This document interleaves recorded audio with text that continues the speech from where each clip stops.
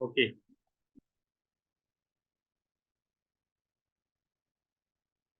So today we will be learning about sample and sampling.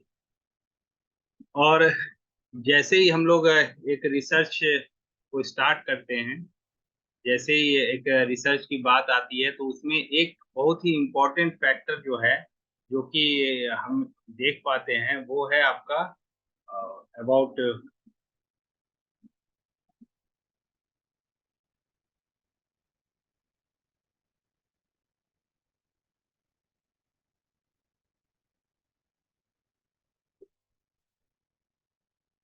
तो जैसे ही हम एक रिसर्च स्टार्ट करते हैं तो उसमें एक बहुत ही इम्पोर्टेंट जो चीज आता है वो है अबाउट सैंपल एंड सैम्पलिंग के बारे में। सैंपल को जानने से पहले अगर हम थोड़े से उसके महत्वपूर्ण और कॉन्सेप्ट सब जो हैं उसको थोड़ा अगर हम जान लें तो सैंपल अगर डिराइव किया जाता है तो it is talking about A population, एक पॉपुलेशन के बारे में बात करता है। और ये पॉपुलेशन जैसे कि एक समष्टि जिसको बोलते हैं हम लोग, समष्टि हिंदी में इसको बोला जाता है।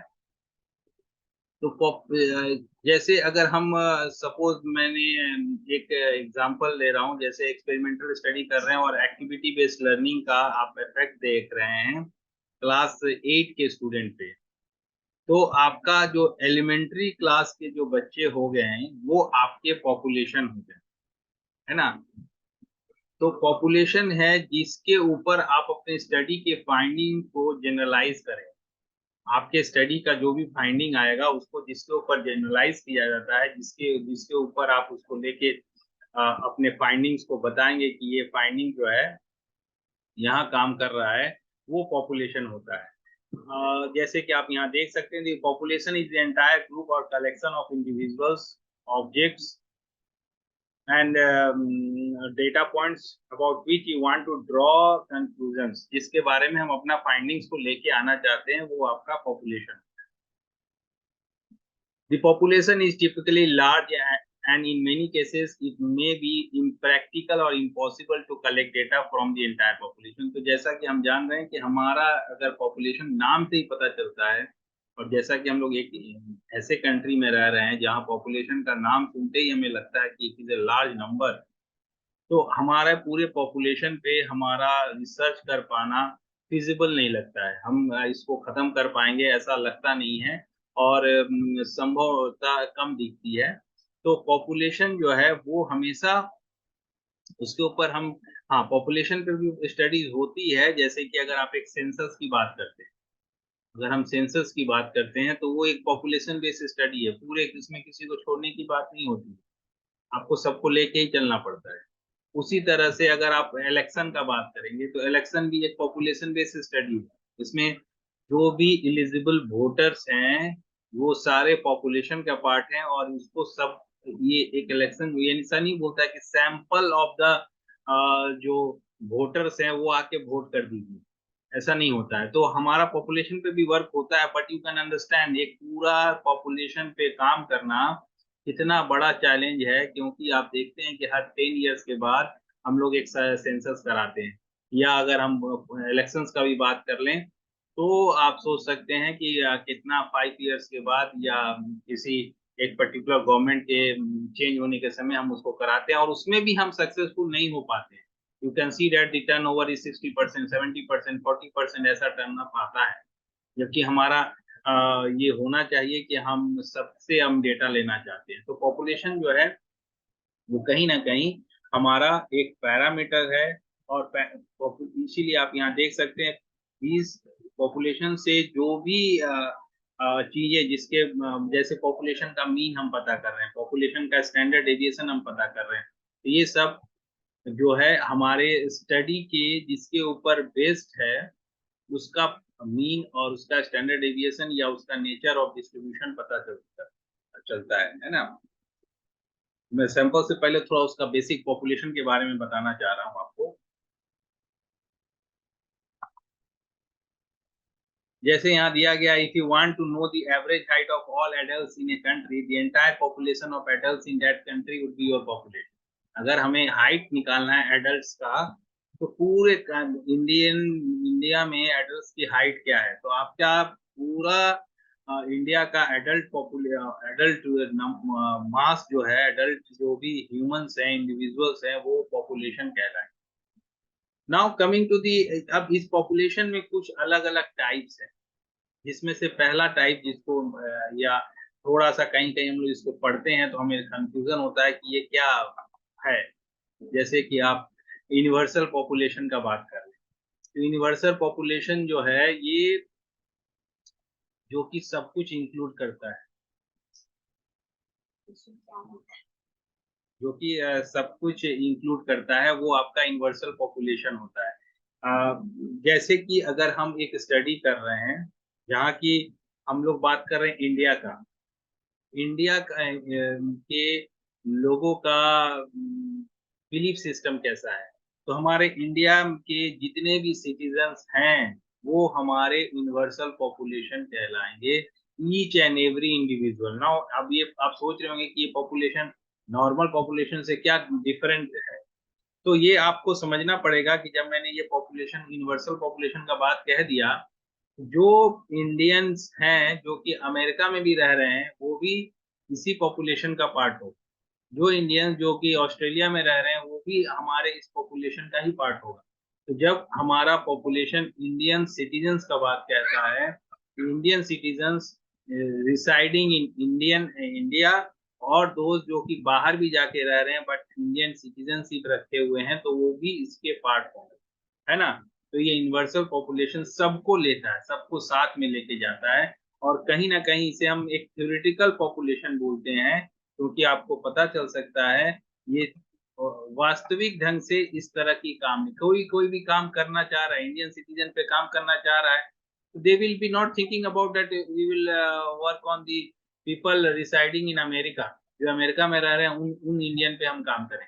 They will be thinking about the people living in Indian states, हमारे देश में, हमारे राज्यों में जो लोग रह रहे हैं उसके ऊपर ही हम स्टडी करेंगे। तो यूनिवर्सल पॉपुलेशन जो है वो सबको इंक्लूड करता है। अगर कुछ भी, अगर हम जिस तरह का जिस पे भी हम हमारे स्टडीज का आउटकम जनरलाइज होगा वो सबको, आप एक ये भी समझ लीजिए कि अगर हम बिलीफ सिस्टम का ही, जैसे मैंने बात कर दिया इंडियन सिटीजन्स का बिलीफ सिस्टम क्या है, आप सोच लीजिए कि यूनिवर्सल पॉपुलेशन जो है उस हिसाब से देखा जाए तो इंडिया के एक्चुअल इंडियन सिटीजन जो इंडिया में रहते आए, उनका belief system will be totally different from the belief system which the people which are living in America या ऑस्ट्रेलिया। लेकिन अगर थ्योरी का बात किया जाए, they are the Indian people, वो इंडियन सिटीजन है, चाहे वो किसी भी देश में रह रहे हो। तो इस तरह से आपको समझने की बात है कि यूनिवर्सल पॉपुलेशन जो है वो इस तरह की बात कहती है, जो कि हर एक चीज को, हर एक एंटिटी को इंक्लूड करने की बात कहती है, जिसपे हमारा फाइंडिंग जनरलाइज हो। ठीक है। अब मैं एग्जांपल्स को ले नहीं रहा हूँ क्योंकि ऑलरेडी मैंने इसको एक्सप्लेन किया। इसके बाद जब हम इससे नीचे आते हैं तो हमारा जो नेक्स्ट टर्म है वो है target population. Target population is exactly that population जिसपे कि हमारा प्रैक्टिकली जनरलाइज होगा, है ना।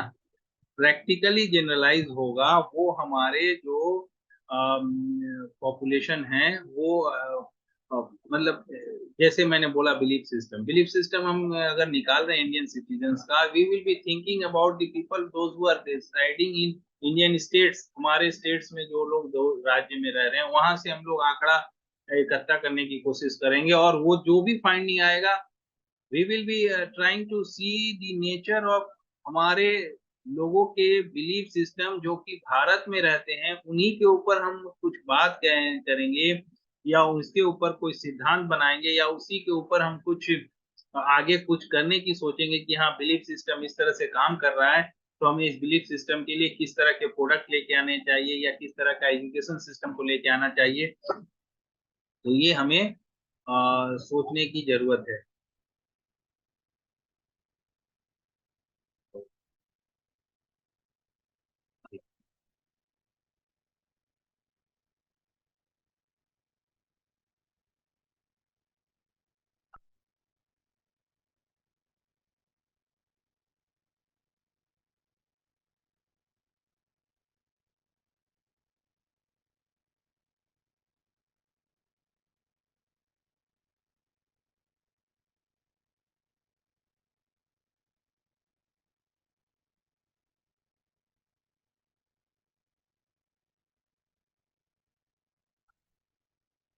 ओके।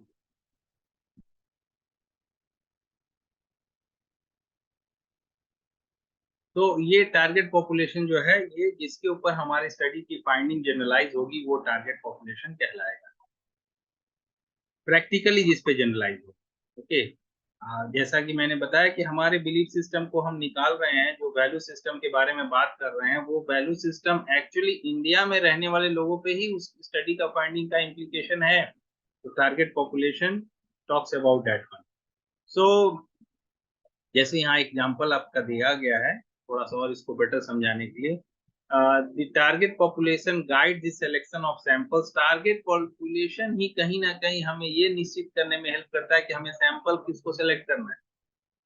क्योंकि जब हमें पता चल गया कि हमें इंडियन के पीपल के बिलीफ सिस्टम पे काम करना है, एंड यू नो दैट हमारे स्टडी का फाइंडिंग इंडिया के लोगों पे ही, जो भारत में रह रहे हैं, अभी रह रहे हैं, उन पे जनरलाइज होगा। तो you you can think about कि सैंपल जो है हमारे, जो इंडिया में रहने वाले जो लोग हैं, उन्हीं के ऊपर हमें उन्हीं से हमें सैंपल लेना है। तो ये हमें सैंपल को डिसाइड करने में भी ये हेल्प करता है। एग्जाम्पल जैसे यहाँ दिया गया, if you are interested in understanding the income level of working age adult age 25 to 65 in a specific city, the working age population within that city is your target population, है ना। जो उस city के जो working as population है वो ही आपका टारगेट पॉपुलेशन होगा। It is not that target age population will be the people, working people of the entire country और entire state। आपके entire state से नहीं है। आप हमेशा, हम लोग क्या करते हैं जब हम लोग सैंपल सेलेक्ट करते हैं, we are misguided and try to think that the target population is something else. हमने बिहार, सपोज बिहार में एक स्टडी हो रहा है और आपने पटना के 10 स्कूलों से सैंपल ले लिए। So your target is actually the schools of Patna. आपका target population schools of Patna होगा, नॉट इवन पटना डिस्ट्रिक्ट। क्योंकि आपने पटना डिस्ट्रिक्ट अपने में ही बहुत बड़ा है, इसमें बहुत सारे रीजन हैं, बहुत सारे के अलग अलग इतना बड़ा एरिया है। और आप क्या करते हैं, पटना मेन टाउन से कुछ स्कूल के ऊपर फाइंडिंग लेके आप सोचते हैं कि it can be generalize in the total Patna. बहुत बार तो हम लोग पूरा स्टेट को के ऊपर जनरलाइज कर देते हैं कि target population is the students of Bihar. लेकिन ये बहुत ही गलत है। Target population will be the student from Patna. Patna city I am talking about, not even Patna district. तो आपने अपने सैंपल में जो आप जिसको चुन के आप सैंपल लेके आए हैं, जिनके ऊपर आप डेटा कलेक्ट कर रहे हैं, you should be able to understand कि आप ये किसको रिप्रेजेंट कर रहा है, उसका टारगेट पॉपुलेशन क्या है, वो आपको समझ में आना चाहिए और उसके हिसाब से आपको काम करना। Third one is about population is accessible population. अब क्या होता है कि इसके बाद भी इसके बाद भी आप अपने यूनिवर्सल पॉपुलेशन को जान लिए, आपने टारगेट पॉपुलेशन भी पता चल गया, लेकिन एक्सेसिबल पॉपुलेशन क्या है। एक्सेसिबल पॉपुलेशन का मतलब है कि आप कहाँ किस पॉपुलेशन तक पहुंच सकते हैं। जैसे मैंने आपको बताया कि हम इंडियन सिटीजन के बिलीफ सिस्टम पे काम करना चाहते हैं। तो अगर कोई बोलेगा कि नहीं, आप नॉर्थ ईस्ट से जाके लोगों से डेटा कलेक्ट करके लिए, ठीक है, या जम्मू कश्मीर से जाके डेटा कलेक्ट करके लिए, जो भी आपको खुद पता चल सकता है कि नहीं, ये सब जो एरिया है वहां से सैंपल कलेक्ट करना या वहां के पॉपुलेशन को अप्रोच करना, ये बहुत कठिन काम है। So you can always say that नहीं, हमारा जो एक्सेसिबल पॉपुलेशन है is from the main land of India, है ना। क्योंकि अगर आप जानते हैं, आजकल तो बहुत चर्चा में भी है, आप जानते हैं मणिपुर में क्या सिचुएशन है, जम्मू कश्मीर में भी अभी हाल के दिन में भी कुछ बहुत सारे थोड़े से मिलिटेंसी के एक्टिविटीज हुए हैं। तो अगर कोई सोच लेता है कि नहीं, हम इंडियन लोगों के बिलीफ सिस्टम पे काम करेंगे, and the entire range of Indian people from north to south, east to west, हम कहीं पे भी जाके डेटा कलेक्ट कर लेंगे, तो शायद ये हम गलती कर रहे हैं। तो एक्सेसिबल पॉपुलेशन जो है वो भी हमें समझना है कि कहाँ तक हम पहुंच सकते हैं, है ना। रियलिस्टिकली यहाँ जैसे लिखा है, it is the subset of the target population, है ना। ये क्या है, टारगेट पॉपुलेशन का सबसेट है, जहां तक हम रियल सिचुएशन में पहुंच सकते हैं। तो टारगेट पॉपुलेशन तो आपका पूरा इंडिया हो गया, लेकिन आपका एक्सेसिबल पॉपुलेशन, आपको पता है कि आपके जो एंटायर जो जो मेन स्टेट्स हैं वहीं के लोगों तक आप अप्रोच कर सकते हैं। कहीं के कुछ कुछ एरिया में, मैं नहीं बोलूंगा कि वहां जाना पॉसिबल नहीं है वहां, लेकिन आपको कठिनाई होगी एज ए रिसर्चर। आपके पास जितने रिसोर्सेज अवेलेबल हैं, it may not be possible to reach each and every corner of the country. तो इसलिए हमें समझना है कि हमारा यूनिवर्सल पॉपुलेशन का क्या मतलब है, टारगेट पॉपुलेशन का क्या मतलब है, एंड एक्सेसिबल पॉपुलेशन, जहां तक आपकी पहुंच है, जहां तक आप आसानी से फिजिबल हो वे में पहुंच सकते हैं, वो आपका एक्सेसिबल पॉपुलेशन कहलाए। तो ये पॉपुलेशन के कुछ कॉन्सेप्ट को मैंने आपको बताया। अब थोड़ा सा हम लोग आगे बढ़ते हैं, और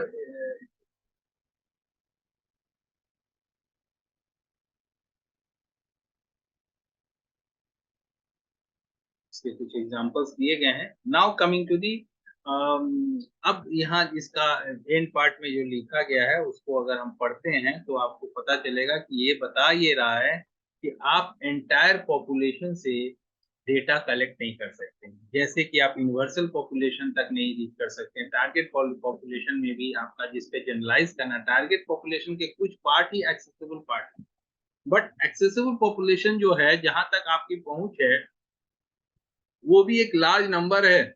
और उस लार्ज नंबर से अगर हम चाहेंगे कि पूरा सबसे डेटा कलेक्ट कर लें, each and every point, each and every data point, तो हम अपना वहां से जाके अपने टूल को एडमिनिस्टर कर लें और वहां से डेटा ले आए, तो it is not a practical point. ये प्रैक्टिकल पॉइंट है नहीं, आप ऐसा कर नहीं सकते हैं, आपको बहुत समय लग जाएगा, काफी रिसोर्सेस लग जाएंगे, और maybe many times we will, it will be the wastage of time also. Otherwise research हम करते क्यों हैं, अगर हमको सबसे जाके पूछना ही है, तो ये इतना सारा चीजें हम क्यों कर रहे हैं, जिससे कि हम ये नहीं समझ सकते हैं कि हम अपना टाइम सेविंग में कैसे अपने रिसर्च को कर सकते हैं। तो ये हमें समझने की बात है कि किस तरह से हमारा रिसर्च में हम आगे बढ़ सकते हैं, और इसी को सक्सेसफुल बनाने के लिए we are thinking about sample.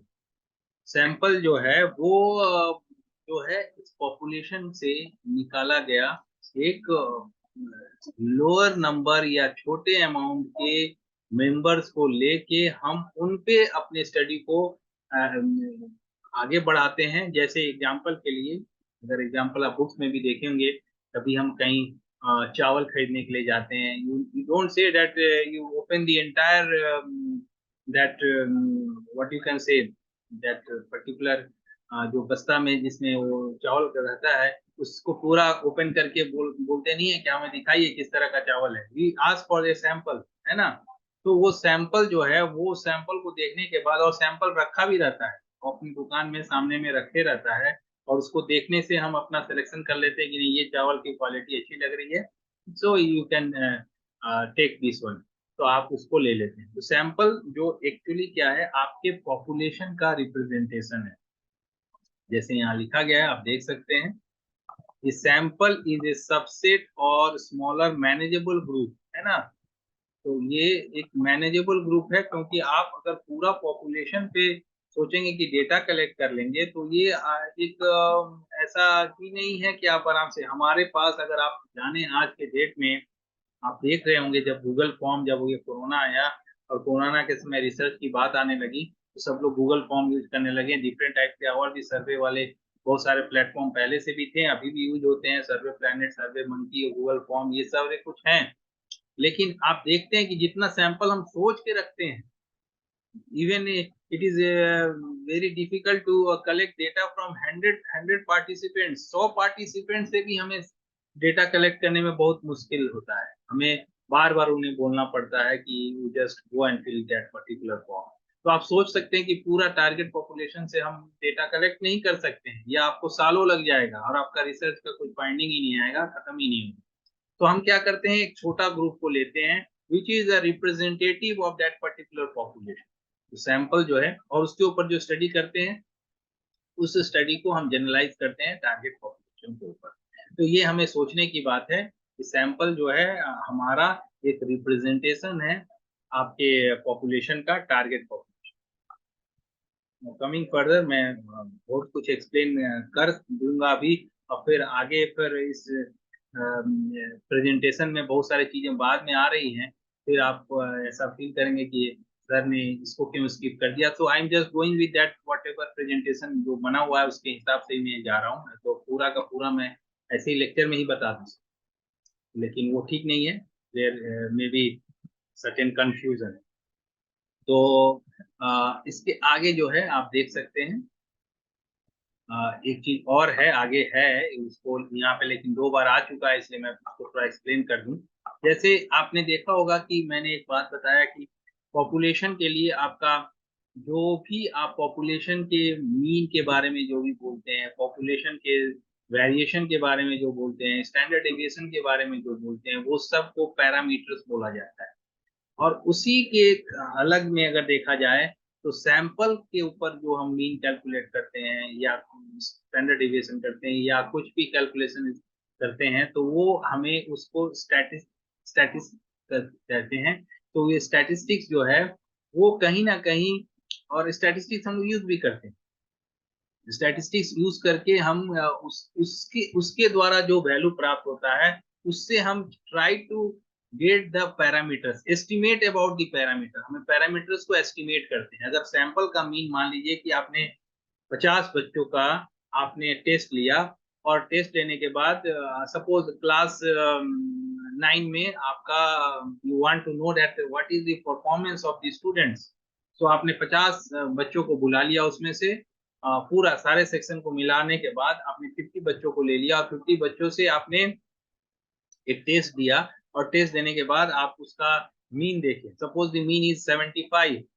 तो ये 75 is an estimate of the parameter of the population mean. आप बोल सकते हैं क्लास, उस पर्टिकुलर क्लास के पूरे सेक्शन, मान लीजिए उसमें 6 सेक्शन हो, हर क्लास में मान लीजिए 40 बच्चे हो, तो 240 स्टूडेंट्स के लिए आपने आपका 50 बच्चों पे 75 आया है। यू कैन एस्टिमेट दैट कि 250 स्टूडेंट्स का भी जो मीन होगा वो 75 होगा।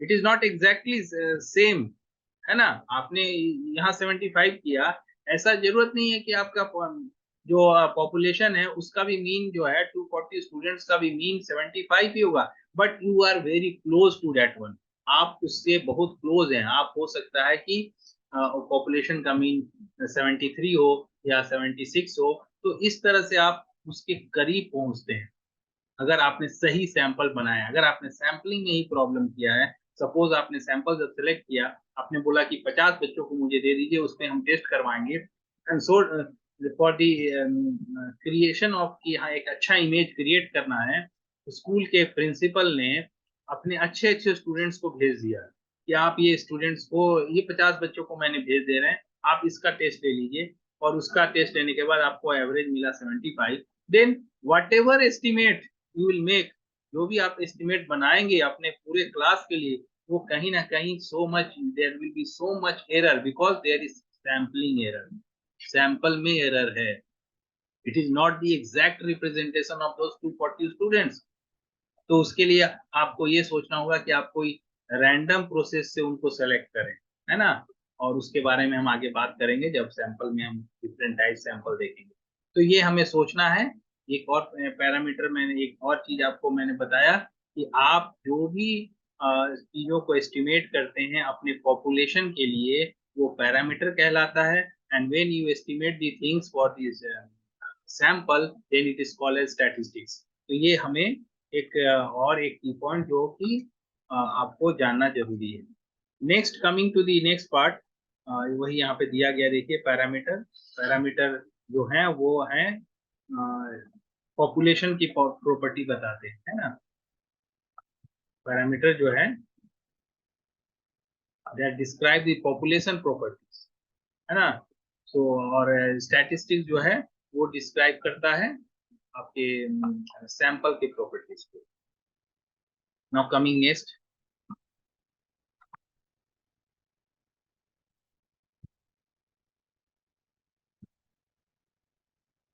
स्टैटिस्टिक्स मैंने ऑलरेडी बता दिया। स्टैटिस्टिक्स जो है वो हमारा सैंपल का एस्टिमेट सर है। तो इस तरह से हमने ये जाना कि पॉपुलेशन और सैंपल में क्या डिफरेंस है, क्या इंपॉर्टेंस है, पॉपुलेशन का क्या मतलब होता है, पॉपुलेशन में डिफरेंट टाइप जो हैं आपके, यूनिवर्सल पॉपुलेशन है, टारगेट पॉपुलेशन है, and then accessible population. And then after seeing your population you have to be very sure कि आप कैसे अपने सैंपल को बना रहे हैं, और सैंपल जो है that has to be very much good representative of your population. आपने अगर पॉपुलेशन का अच्छा रिप्रेजेंटेशन सैंपल में नहीं लेके आए हैं, तो आप जो भी कंक्लूजन निकालेंगे, जो भी जनरलाइज करना जाएंगे पॉपुलेशन के ऊपर, that will having so many fallacies, so बहुत सारी त्रुटियां उसमें होंगी, और इसीलिए हमें जरूरत है कि हम अपने सैंपल को अच्छे से चुनाव करें। तो this is about the difference between, ये हमारे सैंपल और आपका पॉपुलेशन का सिंपल कॉन्सेप्ट है। नाउ आप सैंपल जब करते हैं, सैंपल के प्रोसेस को, सैंपल तक जब आप पहुंचते हैं, तो सैंपलिंग के प्रोसेस में क्या क्या इन्वॉल्व होता है। तो सबसे पहले तो हमें जरूरत है कि हम अपने पॉपुलेशन को जाने, है ना। सबसे पहले हमें जरूरत है अपने पॉपुलेशन को जाने। जैसा कि मैंने अभी आपको बताया कि बच्चे जब जाते हैं रिसर्च करने के लिए, दे आर कंडक्टिंग स्टडी, वो क्या करते हैं, दो चार स्कूल ले लेते हैं पर्टिकुलर सिटी का, और और वो सोचते हैं कि उन्होंने पूरा डिस्ट्रिक्ट के लिए ये स्टडी कर दिया। लेकिन अगर आप देखेंगे, बहुत बार आप उस डिस्ट्रिक्ट के जो भी स्कूल से आप डेटा ले रहे हैं, वो डिस्ट्रिक्ट के अलग अलग रीजन के स्कूल्स का नेचर काफी अलग है। जैसे अगर पटना में ही अगर बात करते हैं, पटना आप राजेंद्र नगर चले जाइए, आप उससे आगे आप चले जाइए, खुसरूपुर चले जाइए, आप इस तरफ पर्टिकुलर से बख्तियारपुर चले जाइए, ये सारे इस तरह के एरिया में जाएंगे, there is vast difference in the nature of the schools. लेकिन स्टूडेंट्स अगर पटना के कोई पटना शहर से 4 स्कूल से या 5 स्कूल से या 10 स्कूल से भी डेटा कलेक्ट कर लेते हैं, एंड वो बोलते हैं कि हमारा जो पॉपुलेशन है वो पूरा पटना डिस्ट्रिक्ट है, देन हम एक गलती कर रहे हैं। क्योंकि हमें ये जानना चाहिए, you should be understanding that, कि हमारा जो सैंपल है वो जिस एरिया से कलेक्ट किया गया है, that is not the whole representation of the whole Patna district. पूरा पटना डिस्ट्रिक्ट का होल रिप्रेजेंटेशन नहीं है। तो हमें जानना पड़ेगा कि हमारा पॉपुलेशन, हमें अपना पॉपुलेशन पहचानना होगा जिसके ऊपर हम स्टडी कर रहे हैं। जैसे अगर आपको मालूम है कि हमारा सैंपल, हमारे सैंपल करने में हमारा जितना फिजिबिलिटी है, हमारे पास जितना रिसोर्सेस है, हम पटना शहर के से ज्यादा आगे नहीं बढ़ पाएंगे, then you should say that हमारा पॉपुलेशन जो है पटना शहर के स्टूडेंट्स हैं। That is also a good study. हमारे यहाँ ही हम लोग बहुत बड़ा बड़ा रीजन ले लेते हैं, बहुत बड़ा बड़ा पूरा स्टेट को लेके स्टडी कर देते हैं। But it is not a good idea कि नहीं, हम मास्टर डिग्री कर रहे हैं तो एक सिटी का कर देंगे, और पीएचडी डिग्री कर रहे हैं तो हम पूरा स्टेट का कर देंगे। This is totally A misconception, totally misconception है। अगर आप, आपका सैंपल जो है जस्टिफिकेशन ही नहीं, जस्टिफाई ही नहीं कर पा रहा टोटल पॉपुलेशन को, और ये फैलेसी हम हमेशा करते हैं। तो हमें पता होना चाहिए कि हमारा जो सैंपल जिस पे हम पहुंच पाएंगे, जहां तक हमारा अप्रोच है, जहां तक हम पहुंच सकते हैं, डेटा ले सकते हैं, वो किस पॉपुलेशन को रिप्रेजेंट करता है, और उसी से हमें अपने स्टडी में आगे बढ़ने की जरूरत है। तो defining the population is very important. हमें पता होना चाहिए हमारा पॉपुलेशन क्या है। You should also know the target population. उसके बाद हमें वो हो सकता है थ्योरेटिकल पॉपुलेशन हो, लेकिन target population is more refined. आप उसमें और रिफाइन करते हैं, जैसे आपने बोला कि सेकेंडरी स्कूल के students, but it can, your target population can be class 9 students of Patna, class 9 के secondary students, so your target population can be more specific, बहुत specific हो सकते हैं, या क्लास गवर्नमेंट स्कूल के क्लास 9 के students, this is your target population. ऐसे आपका पॉपुलेशन हो सकता है पटना शहर के सारे स्टूडेंट्स, पटना शहर के सारे स्टूडेंट्स आपका पॉपुलेशन है, लेकिन target population can be class 9 students या क्लास 9 के गवर्नमेंट स्टूडेंट्स, गवर्नमेंट स्कूल के students. So it is more specific, ठीक है, ये और ज्यादा स्पेसिफिक हो जाता है। और ये हमें जरूरत, एक्चुअली क्या होता है जब हम लोग रिसर्च करते हैं, रिसर्च में हमारा जो फॉर्मेट है ज्यादातर उसमें पॉपुलेशन का ही टर्म यूज होता है। कोई आपसे नहीं बोलने जाता है कि right universal population right target population, right accessible population, इसलिए हम थोड़ा लिबर्टी ले लेते हैं। और इसमें हम क्या करते हैं कि हम जनरली जो हमारा जहां तक हम पहुंच पाएंगे उसके हिसाब से हम लिख देते हैं कि पटना शहर के सेकेंडरी के छात्र हैं, लेकिन उसको और रिफाइन करना है, then you can also refine it. अच्छा यही है कि आपको हमेशा पता होना चाहिए कि हम जिस सैंपल से डेटा ले रहे हैं वो वो किस पॉपुलेशन पे जनरलाइज हो सकता है। You cannot misguide the readers. जो रीडर आपके रिसर्च को पढ़ेंगे वो ऐसे नहीं हो जाए कि आपने सेकेंडरी स्कूल ले लिया और आपके स्टडी में सिर्फ आपने गवर्नमेंट स्कूल पे स्टडी कर दिया है, एंड कोई उसको स्टडी को रिप्लिकेट करने जाएगा उसका स्टडी जो है वो फेलियर हो जाएगा। तो इसलिए हमें समझना है कि you should be very specific, आपको बताना पड़ेगा कि आपका पॉपुलेशन जो है वो एग्जैक्टली क्या है, किसको आपने माना है। Then coming to the sampling frame. Sampling frame भी एक कंसेप्चुअल चीज है जिसे हमें जानना है, बहुत बार एग्जाम में आता है। Sampling frame is the entire list, पूरा लिस्ट अगर आपके पास है, अगर आपके पास पूरा लिस्ट है, लिस्ट से चीजों को, अगर आपके पास पूरा पॉपुलेशन का पूरा लिस्ट है ना, और जनरली हम फिर सोचने लगते हैं कि, इसीलिए मैं बोलता हूँ कि हमेशा हमें जानना पड़ेगा कि सैम्पलिंग फ्रेम, जब बहुत बार ऐसा बातें आती है कि सैम्पलिंग फ्रेम हमारा कब अवेलेबल होता है, कहाँ हमारे पास सैम्पलिंग फ्रेम है, तो ऐसी बात नहीं है। सैम्पलिंग फ्रेम्स जैसे मतलब पॉपुलेशन जब एक लिस्ट में, मैं बताने की कोशिश कर रहा हूँ आपको समझाने के लिए। सपोज आपको सेकेंडरी स्कूल के टीचर पे स्टडी करना है, then if you say that कि हम सैंपल करने के लिए जा रहे हैं सेकेंडरी स्कूल के, हम 200 टीचर्स को सेलेक्ट करेंगे, 200 टीचर को सेलेक्ट करेंगे। आपने क्या किया, आप अपने बगल में कोई स्कूल था या आपके बगल में घर के दो चार घर छोड़ के आप वहां पहुंच गए और आपने वहां पे,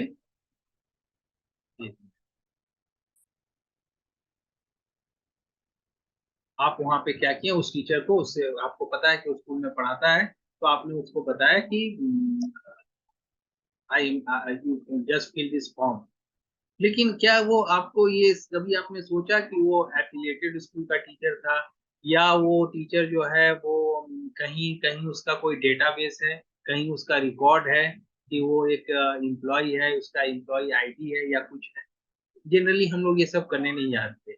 तो अगर करने नहीं जाते हैं या हम सोचते हैं कि इसकी आवश्यकता नहीं है, सैम्पलिंग फ्रेम उसी के लिए ही बताया जा रहा है कि देखिए अगर आप सही मायने में रिसर्च कर रहे हैं तो सही मायने में आपके पास पूरे, अगर आप जैसे एग्जांपल के लिए आप यूडाइस डेटा जानते हैं, जो कि आपका जो नीपा नीपा जो है वो मेंटेन करती है, national institute of educational planning and administration जो है वो यूडाइस रिकॉर्ड बनाती है, टोटल ऑल ओवर इंडिया के सारे स्कूल्स का रिकॉर्ड आपको वहां मिलेगा। That record will help you to give the sampling frame. आपने बोलेंगे कि नहीं, हमें हम सैंपल सेलेक्ट करने जा रहे हैं, I need the entire list of the schools, पूरा लिस्ट एक मेरे पास अवेलेबल हो जाए, तो आप सोचेंगे ये कहाँ से आएगा। You can go to the UDISE website, UDISE website पे जाएं, और ऐसे भी आपको पटना के स्कूल पे कर रहे हैं अगर आप पटना, आप वहां पे जाइए, पटना डिस्ट्रिक्ट सेलेक्ट कीजिए, they will give you the list of the school.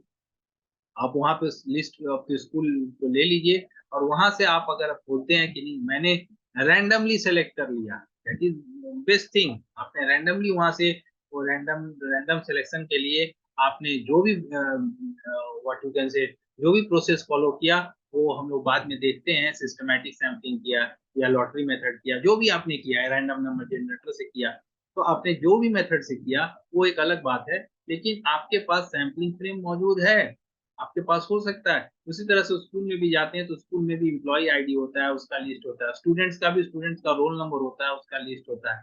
तो if you have got the entire list, उसी को हम बोल रहे हैं सैम्पलिंग फ्रेम। पूरे पॉपुलेशन का अगर आपके पास डेटाबेस है और उस डेटाबेस से अगर आप सैंपल निकालते हैं तो वो आपका सैंपलिंग फ्रेम कहलाता है। और आपका ये जो त्रुटि हो जाती है, ये गलती आप नहीं करते हैं, ensure that the sampling frame is comprehensive and up to date to minimize the risk of excluding relevant elements. तो ये ये हमारा जो सैम्पलिंग फ्रेम हमारे ये हेल्प करता है कि आपने जिस चीज को भी सैंपल लेके चल रहे हैं, they are the genuine cases. जैसे मैंने बताया कि आपने एक टीचर्स को ले लिया लेकिन उसका कहीं कोई रिकॉर्ड ही नहीं है, ना उसका कोई रजिस्ट्रेशन है, ना कोई उसका एम्प्लॉई आईडी है, ना कुछ उसका एफिलिएशन उस स्कूल का।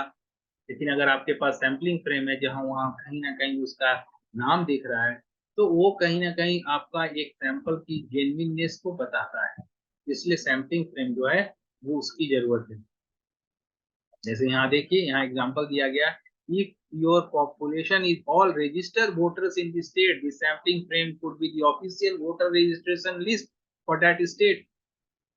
तो अगर मान लीजिए आपको वोटर्स के ऊपर एक स्टडी करना है कि वोटर्स जो हैं वो क्या सोच के वोट देते हैं, तो सो यू कैन नॉट, एक पर्टिकुलर सिटी में बहुत सारे वोटर्स होंगे, तो आपको अगर ये जानना है कि वो क्या सोच के वोट देते हैं, उनके लिए प्राथमिकता क्या है वोट डालने के लिए, तो आप क्या कर सकते हैं, आप पूरा जो इलेक्शन कमीशन की वेबसाइट होगी या आपका जहां से एक्सेस हो पाए, वहां से आप उस लिस्ट को ले लें, वोटर लिस्ट को, और वोटर लिस्ट को लेने के बाद उसमें आपको वहाँ नाम मिल जाएगा, वहाँ पे उनका रजिस्ट्रेशन नंबर मिल जाएगा, and then you use one sampling process. कोई सैम्पलिंग प्रोसेस सबसे अच्छा रहेगा कि आप रैंडम नंबर प्रोबेबिलिटी सैम्पलिंग का कोई तरीका, या रैंडम नंबर जनरेटर या लॉटरी मेथड से सैंपल्स को सेलेक्ट कर लें, और उसके बाद उसको लेके आप अपना काम को करें और आप अपना रिजल्ट तक पहुंचे, तो आपके स्टडी में ज्यादा वैलिडिटी रहेगी। Now determine the size. अब ये बात आती है कि what should be the appropriate sample size for your study. This decision should consider factors like the desired level of confidence, margin of error, and the variability in the population. A larger sample size generally provides more accurate estimate but may require more resources. जैसे यहाँ और दिया है, मैं बता रहा हूँ इसको, देख लेता हूँ जिसको एक साथ समराइज कर लूँ। You may need a sample size of at least few hundred responses. Okay, तो ये जैसे आपको बता रहा है कि आपका सैंपल का साइज क्या होगा। देयर आर स्टैटिस्टिकल प्रोसेस है जिसमें मैं लास्ट में आऊंगा, लेकिन आपका सैंपल का साइज क्या होगा ये डिफरेंट फैक्टर्स पे डिपेंड करेगा। एक फैक्टर ये हो सकता है कि आपका, suppose your population is very homogeneous, आपका पॉपुलेशन बहुत होमोजीनियस है। जैसे साइंस के कोई एक्सपेरिमेंट कर रहे हैं, आपको किसी केमिकल के बारे में जानना है, तो आपका जरूरत नहीं है कि 1 केजी या 10 केजी आप लेके उस केमिकल का उस पर एक्सपेरिमेंट करेंगे, because you know that that is it is a homogeneous nature, उसका होमोजीनियस नेचर है। आप 1 मिलीलीटर भी लीजिएगा उसमें वही कंपोनेंट रहेगा, 1 केजी लीजिएगा वो वही रहेगा। तो इसलिए it is very easy that you take one one particular millilitre और माइक्रो मिलीलीटर और उसके ऊपर एक्सपेरिमेंट कर लीजिए, और उसका जो भी चीजें आएंगी वो पूरे उस केमिकल पे जनरलाइज किया जा सकता है। उसी तरह से अगर आपका होमोजीनियस सैंपल है, सैंपल में अगर आपका गर्ल्स के ऊपर स्टडीज है, ओनली दी गर्ल्स, तो आप अगर, और उसमें और ज्यादा स्पेसिफिकनेस है कि गर्ल्स फ्रॉम बिहार या गर्ल्स फ्रॉम यूपी, तो आपके पास अगर आपको मालूम है कि गर्ल और किस चीज के ऊपर, किस चीज के ऊपर आपका वो स्टडी है, उसके ऊपर आप अगर अगर आप बात करेंगे कि वैल्यू सिस्टम के बारे में है, बिलीफ सिस्टम के बारे में, अचीवमेंट के बारे में है, तो आपको ये देखना होगा कि आप जो भी सैंपल ले रहे हैं उसमें वेरिएबिलिटी कितनी है। जैसे अगर मैं बोल दूं कि गर्ल्स बिलीफ सिस्टम या गर्ल्स थिंकिंग अबाउट उनकी मैथमेटिक्स स्ट्रेस कैसा है, मैथमेटिक्स के प्रति, मैथमेटिक्स सब्जेक्ट के प्रति उनके अंदर स्ट्रेस लेवल क्या है। सपोज आपने, आपका स्टडी जो है वो पटना के लिए है ना, पटना के गर्ल्स क्या स्ट्रेस लेवल क्या है, इट इज क्वाइट के लिए हो सकता है, हाँ, एक छोटा रीजन है, so you take some few number of girls and you can do your study. लेकिन अगर कोई बोल देता है कि पूरा बिहार के लिए देखिए, तो आपको पता है कि आपका बिहार में अगर स्कूल्स का बात करेंगे, तो नेचर ऑफ रिसोर्सेज, जिस तरह के रिसोर्सेज अवेलेबल है, जिस तरह के सुविधाएं अवेलेबल है, जिस तरह का एनवायरनमेंट अवेलेबल है, ये क्या अलग अलग है। बिहार के किसी रिमोट एरिया में चले जाइए, आप बेतिया साइड में चले जाइए, आप what you can say Kishanganj side में चले जाइए, और आप अगर इधर आ जाते हैं, पटना आ जाते हैं, आप गया आ जाते हैं, तो देयर इज वास्ट डिफरेंस। जैसे ही आपका ये डिफरेंस दिखता है, यू शुड बी थिंकिंग कि नहीं है हमारे पास जो सैंपल जो पॉपुलेशन है उसमें बहुत ज्यादा वेरिएबिलिटी है, इसलिए हमें सैंपल का साइज बड़ा रखना पड़ेगा। छोटा सैंपल का साइज लेने से काम नहीं चलेगा। तो अगर वेरिएबिलिटी ज्यादा है, ज्यादा वेरिएंस है, तो आपको सैंपल साइज बड़ा रखना ही पड़ेगा। Now again the question is, मैंने बहुत बार ऐसा स्टडी देखा है, ये एक अच्छा एक नोविस आइडिया है कि आपका सैंपल जितना ज्यादा बड़ा होगा उतना अच्छा है, क्योंकि वो पॉपुलेशन के करीब हो जाएगा, उसमें तो फिर दिक्कत ही नहीं है। लेकिन एक इंटेलिजेंट रिसर्चर मैंने आपको बताया 100 लोग से भी डेटा कलेक्ट करने में आपको कितना दिक्कत हो जाता है। So if you think that कि हमारे यहाँ पॉपुलेशन 1 लाख है, तो हम आपका 50,000 हम ले लेते हैं सैंपल, अच्छा रहेगा, it is a very big number. लेकिन आप सोच लीजिए कि 50,000 से डेटा कलेक्ट करने में आपका क्या हालत होगा। But it is not an intelligent idea, ये कोई इंटेलिजेंट आइडिया नहीं है। तो अगर आप स्टैटिस्टिक्स से बात करें, स्टैटिस्टिक्स टेबल पे देखें, ये टेबल तो मैंने यहाँ डाला नहीं है, लेकिन आई थिंक आपका 30 एबव कोई, हम लोग एक लार्ज सैंपल लेते हैं, आजकल एक नया उसमें 3 पार्टीशन आ गया है, 30 से नीचे वाला स्मॉल पॉपुलेशन, 30 to 100 जो है वो एवरेज साइज ऑफ पॉपुलेशन, और 100 एबव जो है वो लार्ज सैंपल कहलाता है। लेकिन एक लार्ज सैंपल का बात अगर कर लें, आप टी टेबल भी देख लीजिएगा, तो जैसा मुझे याद आ रहा है, नॉट बी टोटली परफेक्ट, लेकिन आपके पास अगर 300 टू 400, बहुत बड़ा स्टडी आप कर रहे हैं, पूरा बिहार के लिए भी स्टडी कर रहे हैं, 300 to 400 sample is a very good size, बहुत अच्छा साइज है, उस साइज पे आप कर सकते हैं टोटल बिहार के लिए, अगर पूरा स्टेट पे भी कर रहे हैं। लेकिन हमने ये देखा है कि लोग नहीं 2,000 ले लेते हैं, 1,000 ले लेते हैं, अच्छा हो जाएगा।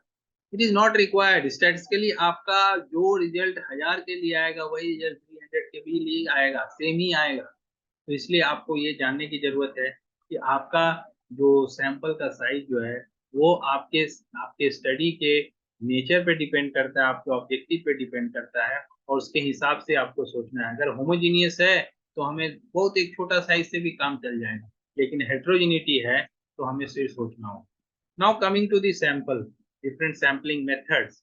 तो आपको मैं बता दूं, 2 मेथड हैं सैम्पलिंग के। एक सैम्पलिंग मेथड है probability sampling, the other one is non probability sampling। तो प्रोबेबिलिटी सैम्पलिंग जैसा आप यहाँ देख भी सकते हैं, यहाँ पे हर एक हर एक यूनिट का, उस पॉपुलेशन के हर एक यूनिट का चांसेस हो सेलेक्ट हो जाने, इक्वल चांसेस हो, है ना। यहाँ पे जैसे फॉर एग्जांपल मैंने बता रहा हूँ, जैसे मैंने बोला आपको कि आपके पास लिस्ट अवेलेबल है, 240 स्टूडेंट्स का लिस्ट मिल गया, है ना, एक पर्टिकुलर क्लास का 240 स्टूडेंट का लिस्ट मिल गया। और अगर आप लॉटरी करते हैं, लॉटरी करके आप उसमें से 50 स्टूडेंट निकालते हैं, तो हर एक स्टूडेंट का, उस 240 स्टूडेंट में से हर एक स्टूडेंट का उस लॉटरी के समय हमेशा चांस रहता है कि मेरा नंबर आ जाए, मेरा नंबर आ सकता है, मेरा नंबर आ सकता है। So there is equal chances for each and every student कि हमारा नंबर भी आ जाएगा, सबका चांसेस रहता है। ऐसा नहीं कि स्टार्ट होने से पहले ही हम एक डिसीजन ले लें कि नहीं, जो बच्चे जो 70% से ऊपर मार्क रखे हैं उन्हीं को हम सैंपल में लेके जाएंगे, that is the case of non probability sampling. लेकिन इसकी भी जरूरत है, जरूरत उसकी भी पड़ती है, कब हमें प्रोबेबिलिटी सैंपलिंग का जरूरत है, नॉन प्रोबेबिलिटी सैंपलिंग का जरूरत है। सैंपलिंग दोनों केसेस में ऐसा नहीं है कि ये अच्छा है वो खराब है। बात ये है कि जिस समय जिस सैंपलिंग का जरूरत हो, जिस तरह के सैंपलिंग का करने की जरूरत है, प्रोसेस फॉलो करने की जरूरत है, हमारे स्टडी के ऑब्जेक्टिव के हिसाब से हमें वो ही करना चाहिए। जहाँ प्रोबेबिलिटी सैंपलिंग का चांसेस हो जरूरी है, वहाँ अवश्य ही प्रोबेबिलिटी सैंपलिंग। गलत तो तब होता है जब हमें प्रोबेबिलिटी सैंपलिंग करने का जरूरत हो और हम नॉन प्रोबेबिलिटी सैंपलिंग कर लेते हैं, और नॉन प्रोबेबिलिटी सैंपलिंग का जरूरत हो और हम प्रोबेबिलिटी सैंपलिंग कर लेते हैं। इसका मैं एग्जांपल सब दे सकता हूँ। लेट अस सी दी थ्योरी फर्स्ट, मैं थोड़ा थ्योरी देख लूँ। In this method, each element in the population has a known non-zero probability of being selected, सबका चांसेस होता है सिलेक्शन का। Common probability sampling method include, और इसमें जो सैम्पलिंग मेथड सब इंक्लूड है उसका नाम सब है simple random sampling, stratified sampling, systematic sampling, cluster sampling, probability sampling. तो ये प्रोबेबिलिटी सैम्पलिंग के डिफरेंट टाइप्स है, stratified sampling, systematic sampling, cluster sampling, simple random sampling, ये सारे मल्टी स्टेज सैम्पलिंग भी है इसमें।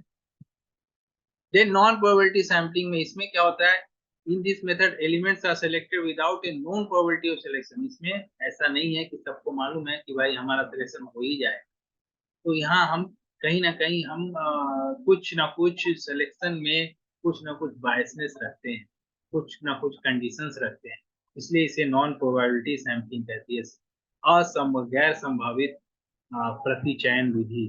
तो आप देख लीजिए, इसमें जो है कन्वीनियंस सैम्पलिंग है, जजमेंटल सैम्पलिंग है, कोटा सैम्पलिंग है। Non probability sampling is often use when it is difficult to, बहुत बार डिफिकल्ट होता है प्रोबेबिलिटी सैम्पलिंग करना, उस समय यूज करते हैं। कहीं कहीं ऑब्जेक्टिव्स, हमारे रिसर्च के जो ऑब्जेक्टिव्स हैं उसके कारण भी ऐसा करना पड़ता है, तो इसलिए हमें ये देखना है कि किस समय किस तरह का सैम्पलिंग हमें यूज करना है। Now coming to the different methods.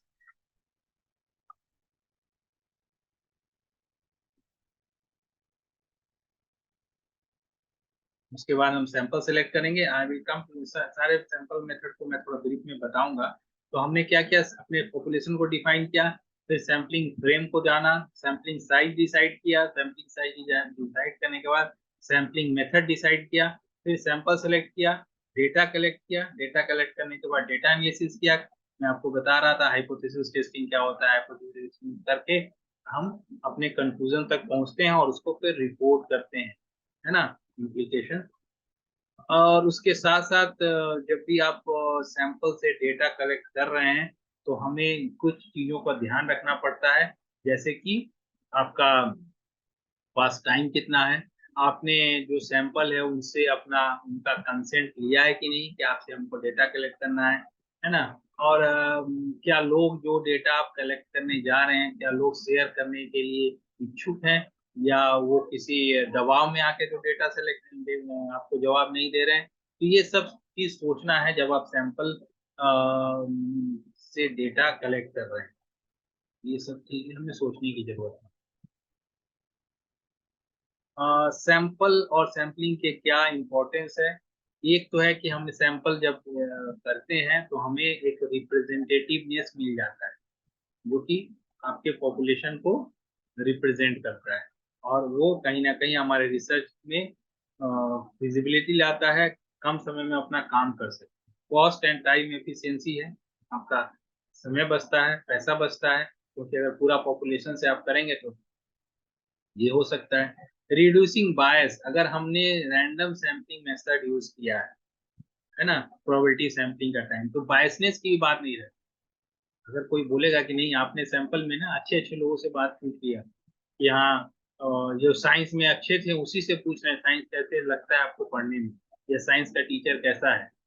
तो अगर हमने रैंडम मेथड से सैम्पलिंग किया, हमने एक लॉटरी कर लिया, लॉटरी से जो जो नाम निकल के आया उन्हीं से मैं पूछ रहा हूँ कि भाई साइंस आपको, साइंस टीचर आपको कैसा लगता है, साइंस की टीचिंग कैसी लगती है, तो बायसनेस भी नहीं रहता है।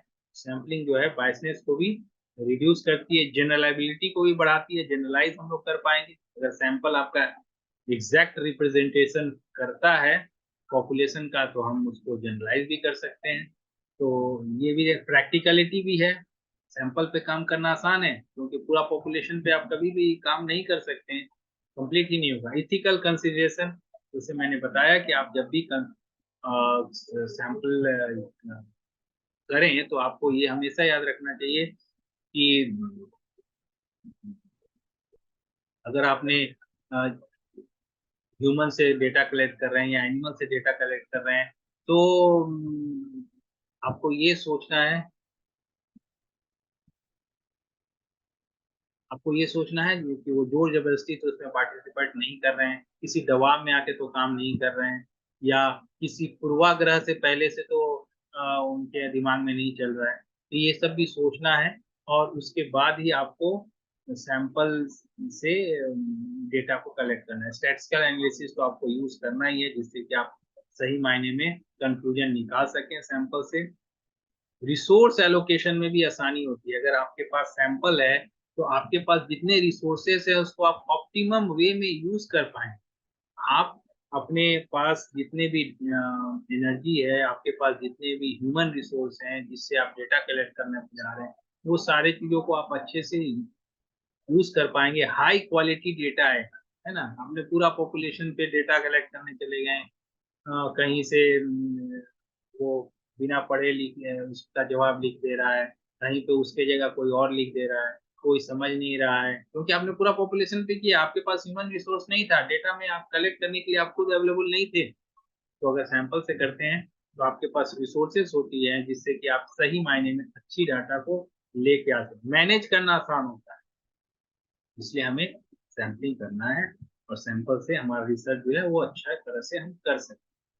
अब हम लोग प्रोबेबिलिटी सैंपलिंग के कुछ डिफरेंट टाइप्स को देखते हैं। ठीक है, तो जो पहला टाइप है जिसको कि हम लोग देखते हैं, मैंने ऑलरेडी बताया प्रोबेबिलिटी सैंपलिंग में हर सैंपल के हर एंटिटी का एक नोन प्रोबेबिलिटी रहता है सिलेक्शन होने का, इसको हमेशा चांस होता है। जैसे अगर आप, जैसे मैं बोलूं लॉटरी करने जा रहा हूँ, लॉटरी करने अगर हम जाते हैं, लॉटरी करने के पहले हर एक एंटिटी का 100% चांस होता है कि that they will B part of the sample, है ना। 50 लोगों को चुनना है अगर, 1000 लोगों का नाम आपके पास है, तो सबका पास 100% चांस होता है। हाँ, एक एक बार जब आप सिलेक्शन करते जाते हैं तो चांसेस थोड़ा कमते जाता है, लेकिन उसके बाद भी सबके पास सेकंड में भी चांस होता है, थर्ड में भी चांस होता है, जब तक कि सैंपल का पूरा नंबर कंप्लीट ना हो जाए। सब पॉपुलेशन के हर एंटिटी के पास एक नोन लेवल का प्रोबेबिलिटी होता है सेलेक्ट होने का। सिंपल रैंडम सैम्पलिंग जो है, जैसे कि मैं आपको बताया था, सिंपल रैंडम सैम्पलिंग हो सकता है कि आप लॉटरी कर दें। सिंपल रैंडम नंबरिंग हो सकता है, number random number generators, random number का टेबल भी मिलता है ना। अगर आप नेट पे सर्च करेंगे तो रैंडम नंबर टेबल मिलता है, बहुत सारे स्टैटिस्टिक्स के बुक में रैंडम नंबर टेबल मिलता है। वहाँ पे नंबर्स लिखा रहेगा, जैसे 5 लिखा हुआ है, उसके बाद 18 लिखा हुआ है। इस तरह से डिफरेंट डिफरेंट नंबर का पैटर्न होता है जो कि रैंडम नंबर, उस नंबर को देख के आप सैंपल को वहां से, आपके पास सैंपलिंग फ्रेम है, उस नंबर के साथ मैच कराइए और आप उससे सैंपल को सेलेक्ट करिए। तो ये क्या होता है, एक अनबायस्ड होता है। अब ये सोचना है कि सिंपल रैंडम सैंपलिंग, हम बहुत बार हम बच्चे लिख देते हैं हमने रैंडम सैंपलिंग किया, और उसमें रैंडमनेस कहीं दिख ही नहीं रहा है ना। ये सोचना है कि आप, आपने ये जो मैं बोला कि आपने क्या लॉटरी किया, आपने क्या एक number random number generator use किया, या आपने कोई रैंडम नंबर टेबल यूज किया। अगर आपने ये सब किया है तभी आपने सिंपल रैंडम सैंपलिंग किया है, अदरवाइज नहीं किए हैं आप, है ना। कोई बोल रहा है कि नहीं हम गए और मैंने तो ऐसे ही जाके किसी से, मैं बायसनेस नहीं था जो हमको मिल, ये ये रैंडम नंबर सैंपलिंग नहीं है, वो तो एक्सीडेंटल सैंपलिंग हो गया, कन्वीनियंस सैंपलिंग हो गया, जो कि हम लोग नॉन प्रोबेबिलिटी सैंपलिंग का टाइप है। तो अगर आप ये सब मेथड यूज करते हैं, जैसे मैंने बताया लॉटरी मेथड यूज करते हैं, या number number random number generator use करते हैं, तो आपका simple random. Then stratified sampling, बहुत बार क्या होता है कि आपके सैंपल में डिफरेंट कैटेगरीज होते हैं, है ना। जैसे फॉर एग्जांपल, जैसे यहाँ दिया गया है कि अगर आप देखना चाहते हैं कि बच्चों का साइंस के प्रति क्या इंटरेस्ट है, तो you can not be saying that कि नहीं हम रैंडमली सेलेक्ट करेंगे। रैंडमली सेलेक्ट करने से हो सकता है आपके पास सिर्फ बॉयज आ जाए, ऐसा हो सकता है ना। रैंडमली सेलेक्ट करने के बाद भी आपके पास सिर्फ बॉयज आ जाए, but you know that the entire group of students they have got girls also, girls भी हैं, तो आपको क्या करना होगा, स्टार्टअप बनाना होगा। बॉयज से हम लेंगे 50, गर्ल्स से लेंगे 50। तो ये स्टार्टा जब आप बना के फिर उसमें लॉटरी कर दी, तो वो फिर क्या हो गया, आपका स्ट्रेटिफाइड सैंपलिंग हो गया। डिफरेंट एज के लिए आपने 15 साल से नीचे वाले ग्रुप में से 50 लेंगे, 15 साल से ऊपर वाले ग्रुप में हम 50, क्योंकि रैंडमली सिलेक्ट करने से हो सकता है कि एक पर्टिकुलर एज का ही बच्चा आ जाए आपके पास, और फिर आपका सैंपल जो है वो टारगेट पॉपुलेशन के चीजों को जनरलाइज, उस पे जनरलाइज नहीं हो पाए, या उसका रिप्रेजेंटेशन नहीं कर पाए आपका सैंपल। तो ऐसा नहीं है कि आप लॉटरी कर दें और आपके पास जो आपका सही रिप्रेजेंटेशन होना चाहिए पॉपुलेशन का वो आ जाएगा। इसलिए स्ट्रैटिफाइड सैंपलिंग जरूरत पड़ता है।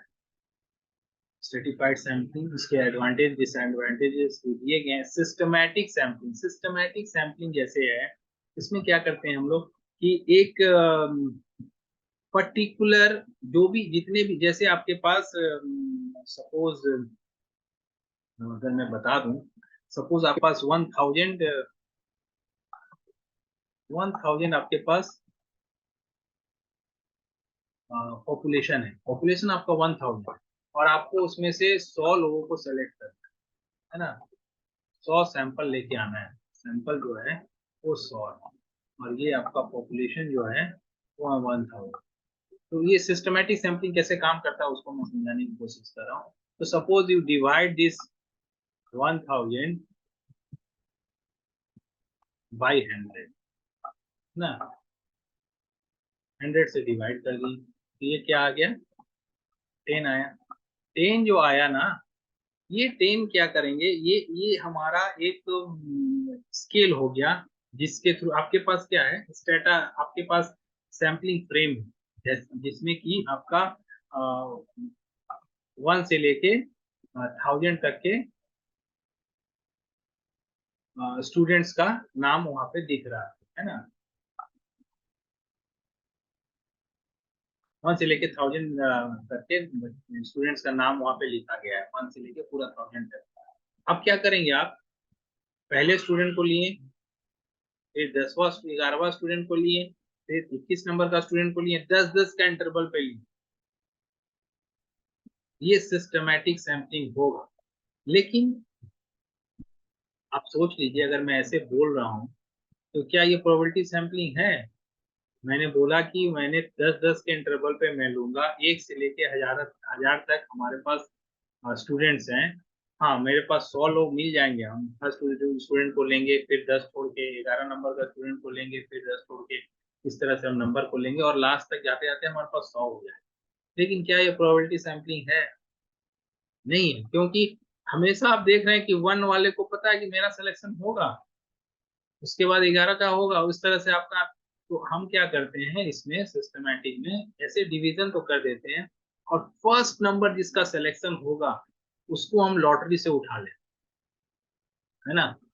हम क्या किए, 1 से 1000 का एक किट बना दिए, या रैंडम नंबर जनरेटर को यूज किए, और एक नंबर निकल के आ गया, सपोज 950, 950 निकल के आ गया, तो 950 से हम स्टार्ट करेंगे। 950 फर्स्ट स्टूडेंट को सिलेक्ट किए, फिर 10 को छोड़ के उसके बाद वाला एक को लिए, फिर 10 को छोड़ के उसके बाद वाला एक को लिए।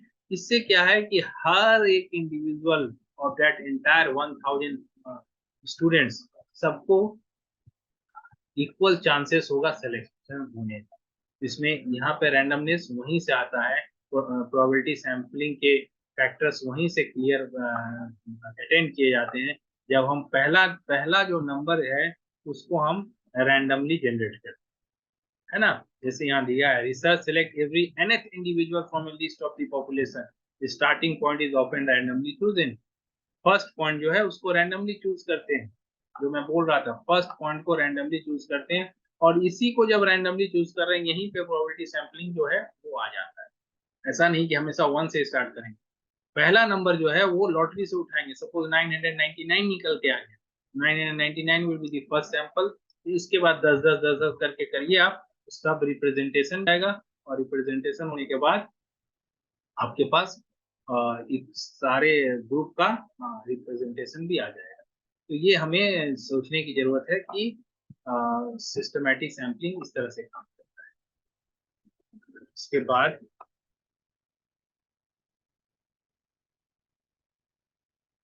क्लस्टर सैम्पलिंग, क्लस्टर सैम्पलिंग ये ज्यादातर ज्योग्राफिकल एरिया के हिसाब से करते हैं।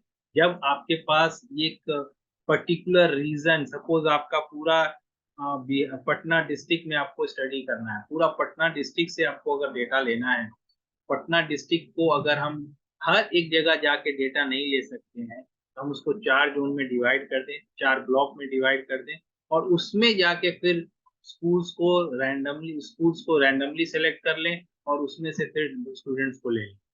या पूरा बिहार में स्टडी करना है, बिहार को हम 5 जोन में डिवाइड कर दें, eastern zone, western zone, central zone, ऐसे करके 5 जोन में डिवाइड कर दें, और वहां से हम फिर जाके नंबर ऑफ स्टूडेंट्स को स्कूल जाएं और स्कूल से जाके फिर रैंडमली बच्चों को सिलेक्ट करें।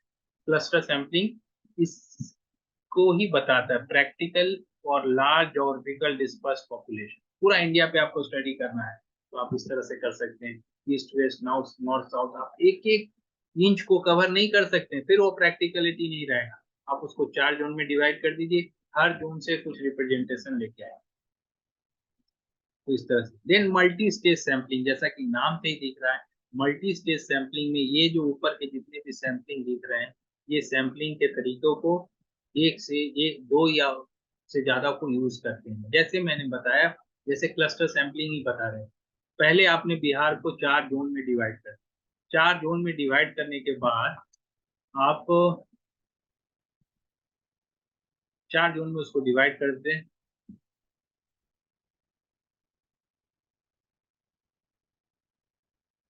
तो 4 जोन में डिवाइड कर देते हैं, और इसके सो हमारा जो पर्टिकुलर मल्टी स्टेज सैंपलिंग में बता रहा था, मल्टी स्टेज सैंपलिंग जो है वो अ,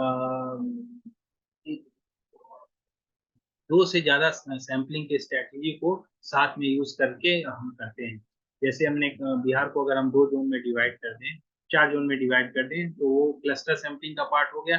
then you can go and randomly select different districts. Randomly आपने डिस्ट्रिक्ट सेलेक्ट कर लिया है ना, और रैंडमली डिस्ट्रिक्ट सेलेक्ट करने के बाद फिर वहां से डेटा ले लिया, तो इसमें क्लस्टर सैंपलिंग और random random simple random sampling दोनों साथ में। तो उसी तरह से आप ऐसा कर सकते हैं कि आपको पहले आपने क्लस्टर सैंपलिंग किया, क्लस्टर सैंपलिंग करने के बाद आप, हो सकता है कि आप कोई नॉन प्रोबेबिलिटी सैंपलिंग यूज कर लें। नॉन प्रोबेबिलिटी हम लोग आगे देखेंगे। तो आप वहां जाके आपने इसको what you can say पर्पजी sampling करके कुछ डिस्ट्रिक्ट सेलेक्ट कर लिया। डिस्ट्रिक्ट में जाने के बाद स्टार्टा कर दिया, ठीक है, कि हम क्या करेंगे, गवर्नमेंट स्कूल से तो कुछ लेंगे, कुछ प्राइवेट स्कूल लेंगे, गवर्नमेंट स्कूल चलेंगे, प्राइवेट स्कूल चलेंगे, वहां पे जाकर रैंडमली बच्चों को सिलेक्ट करें। तो मल्टी स्टेज सैंपलिंग में डिफरेंट टाइप के सैंपलिंग प्रोसेस को हम साथ में मिला के यूज करते हैं। This is the last part of proportional sampling. In the next class, we will be learning about non-probability sampling, because this presentation has become very long, बहुत लंबा हो गया। तो प्रोपोर्शनल सैम्पलिंग जो है, जैसा कि आपको दिख रहा है, प्रोपोर्शनल सैम्पलिंग जो है ये इस तरह से बात कहता है कि आपको जब भी कोई डेटा लेना है, you should be careful about the proportion. For example मैं जैसे बताऊं कि अगर आप इंडिया के बिलीफ सिस्टम पे काम करना है, इंडियन के वैल्यू सिस्टम पे या रिलीजियस बिलीफ सिस्टम पे काम करना है, या उनके वैल्यू सिस्टम पे काम करना है, तो आपने क्या किया, आप रैंडमली डेटा जनरेट नहीं कर सकते। आपको क्या करना होगा, आप क्या करेंगे कि आप डिफरेंट रिलीजन जो हैं, डिफरेंट रिलीजन कम्युनिटी जो है, हिंदू मुस्लिम क्रिश्चियन, ये सिक्स, ये सारे लोगों से रिप्रेजेंटेशन लेना होगा, तो ही आपका सैंपल जो आपका ऑब्जेक्टिव है कि आप वैल्यू सिस्टम पे काम कर रहे हैं वो फुलफिल होगा। आप उसको उसमें भी जब आप रैंडमली लोगों को सेलेक्ट कर रहे हैं, आप जब रैंडमली लोगों को सिलेक्ट कर रहे हैं, कैनॉट से कि इक्वल प्रोपोर्शन 10% अगर उसमें मुस्लिम है तो 10% क्रिश्चियन है, 10% हिंदू है, 10% सिख है। इससे क्या है, आपका इक्वल रिप्रेजेंटेशन नहीं आएगा, क्योंकि we know that proportion of Hindus are quite high in context of India. India, Bharat में हिंदू का पॉपुलेशन ज्यादा है, तो आपको उसी प्रोपोर्शन में आपको वहां सैंपल में नंबर रखना होगा, है ना। तो ये हमें सोचना है कि हमारा जो सैंपल है, वो उसमें जो प्रोपोर्शन, जितना नंबर हम लेके आ रहे हैं, वो क्या रिप्रेजेंटेशन दे रहा है कि नहीं। तो दिस इज समथिंग अबाउट, आज के क्लास में आपने देखा होगा कि ये आपका पॉपुलेशन के बारे में बताया गया, सैंपल के बारे में बताया गया, और सैंपल का क्या जरूरत है, सैंपलिंग टेक्निक क्या है, सैंपलिंग टेक्निक के स्टेप्स क्या हैं, और प्रोबेबिलिटी सैंपलिंग के कुछ टाइप्स बताए गए। पहले मैंने सोचा था कि इसमें सारा चीज कवर हो जाएगा, लेकिन आज के लिए this much is enough I think. In the next class we will continue, इसको कंटिन्यू करेंगे। आप लोग को एक समरी कर दें हम, आपको पॉपुलेशन क्या होता है, यूनिवर्सल पॉपुलेशन क्या है, टारगेट पॉपुलेशन क्या है, एंड देन एक्सेसिबल पॉपुलेशन क्या है। Then we came for sample, sample और सैम्पलिंग क्या है उसके बारे में बताया गया, और सैम्पलिंग का क्या आवश्यक है, क्या उसका जरूरत है, वो आप लोगों ने जाना। और उसके साथ साथ सैंपल के कितने टाइप्स हैं, सैंपल सैम्पलिंग के क्या स्टेप्स हैं, सैंपल तक पहुंचने के क्या स्टेप्स हैं, starting from defining the population, then the knowing the target population, then sample size, then sampling method, और उसके बाद सैंपल के डिफरेंट मेथड्स के बारे में probability and non probability sampling में हम लोगों ने प्रोबेबिलिटी सैम्पलिंग के कुछ टाइप्स को देखा। In the next part we will try to learn, दूसरे पार्ट में हम लोग देखेंगे प्रोबेबिलिटी सैम्पलिंग से ही हम लोग स्टार्ट करेंगे, and we will go up to non probability sampling, और सैम्पलिंग में और किन किन बातों को ध्यान रखना चाहिए उसको हम लोग जानेंगे। आशा है आप लोगों ने कुछ सीखा होगा, कुछ जाना होगा, और आपके लिए ये काम आएगा।